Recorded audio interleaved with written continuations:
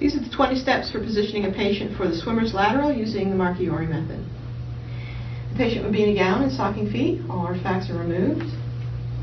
And the patient would be standing for this image, so I'm going to move the chair out of the way. Let's make sure our chair is locked.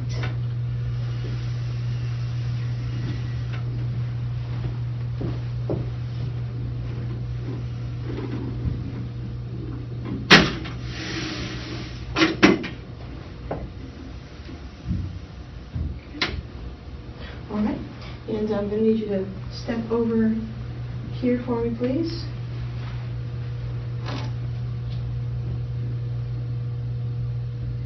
Okay, marker in the bottom of the 10 by 12 field. I'm going to straighten my bucky. Artifacts, marker, cassette clip to the 10 by 12 position. We'll put our 10 by 12 cassette in.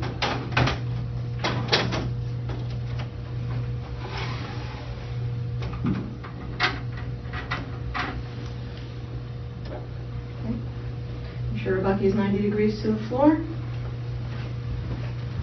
We're going to measure our patient. Measure patient at the midclavicular line in centimeters. She's 21. And we're going to take that centimeter measurement over to the chart. This image is taken at a 40 FFD, so we're going to set our centimeter measurement using the ADP open mouth chart. The ADP open mouth chart is the go-to chart for any specialty image that's taken at 40 FFD. So finding 21 centimeters. We're going to set our exposures. KV first. It's calling for 66. 150 on the MA. Skip the time. We'll do that last. 30 on the MAS. Let's go back and check our time. The chart calls for 0.200 and our window says 0.200, so we're good. Artifacts, marker, cassette. Measure, set exposures. We're going to skip normal head carriage. We don't do normal head carriage for any of our specialty images. We just want to make sure that our patient's head is pointing in the correct direction for the image that's required.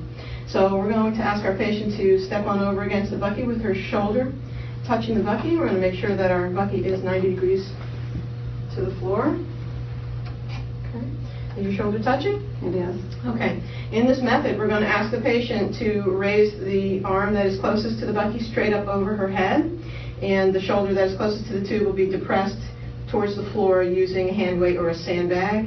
Now, we don't have a sandbag. We're going to be using a chemical jug to weigh that shoulder down instead. So I'm going to, before I put the patient into this position, which might be uncomfortable for the patient if they have any shoulder or rotator cuff problems, we're going to have her hold this posture, and we'll bring her into proper position in just a moment. So bucky to patient, patient to bucky, tube. We're going to bring our tube in so that the tube arrow lines up with the 40 FFD.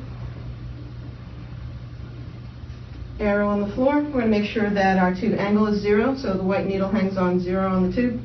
And I'm going to raise the tube until the horizontal crosshair of the tube is at midclavicular line, the same spot on the patient that I measured with the caliper. So it's down into the C7, T1 area, so we can pick up those segments on this image. So I'm going to set my beam at midclavicular line on the patient. Then I may have to adjust my bucky up or down a little. In this case, it needs to come down to superimpose the horizontal pinstripe over the horizontal crosshair from the tube. I want to make sure that the patient is positioned 90 degrees to the bucky, so if she's standing with any body rotation toward or away from the bucky, we would correct that by turning her at the waist. Okay. I'm also going to go out of steps a little bit, and I'm going to go ahead and collimate while I can see around her, bringing in my top and bottom horizontal shutters just until they're a ½ inch medial to the 10 by 12 pinstripe for the cassette size we're using, and we can see we're snugging up against the bottom of that edge of the R marker. Now coming in with my vertical or side shutters, again ½ inch medial to the 10 by 12 pinstripe. I'm going to check the patient's positioning and make sure that the vertical crosshair is running right through the mid-coronal plane of the patient's neck. If it is not, then I need to step my patient forward or backward a little using my foot to control the distance that she moves forward or backward. If I have to have her step backward in order to get that vertical crosshair through the midcoronal plane of her neck, it's important that I brace her shoulder before I ask her to step backward, because my foot is going to go behind her heels so that she can step backward in just about an inch, and you're going to feel your heels touch against my shoe. Okay? I have my hand on her shoulder blade so she doesn't fall, because my shoe becomes a trip hazard. Now we're going to check that central beam again, and the vertical crosshair is now through the midcoronal plane of the neck, so we're good. Next thing I'm going to do is I'm going to ask you to raise your right arm straight up over your head. When the patient does this, they may need to take a little step towards the bucky, so just with your right foot, will you step your right foot towards the bucky about an inch or two and touch my shoe. You want to keep your weight evenly dispersed over both feet, okay?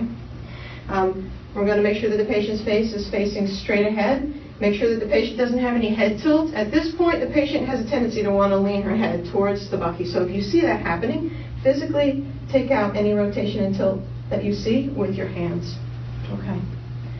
So at this point, she needs to move forward a little because our vertical crosshair is not through the midcoronal plane, so I'm going to put my foot in front of her shoes. And you may have to narrow your stance a little. Can you stand with your left foot a little closer to your right?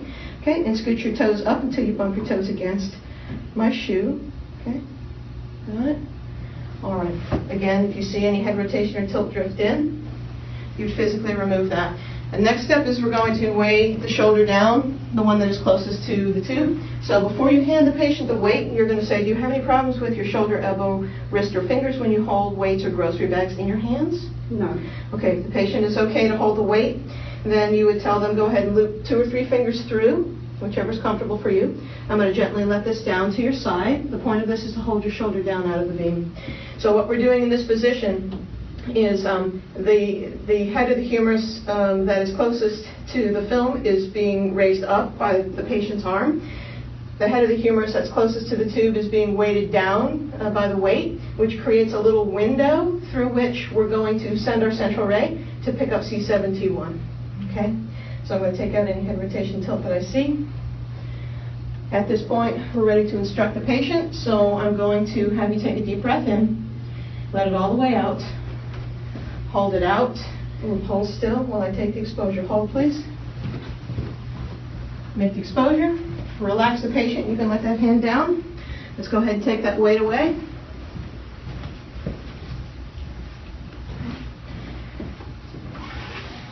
We're going to change our cassette. New cassette goes in. We're going to reset our exposure factors for the next image. We're going to reposition the anatomical marker for the next image. And we're going to return to step 6, which would be to reestablish the patient's normal head carriage. So if the patient had some prior images taken, they would be marked for normal head carriage, and you just need to realign that chin dot with her episternal notch dot in preparation for the next image that you're going to take.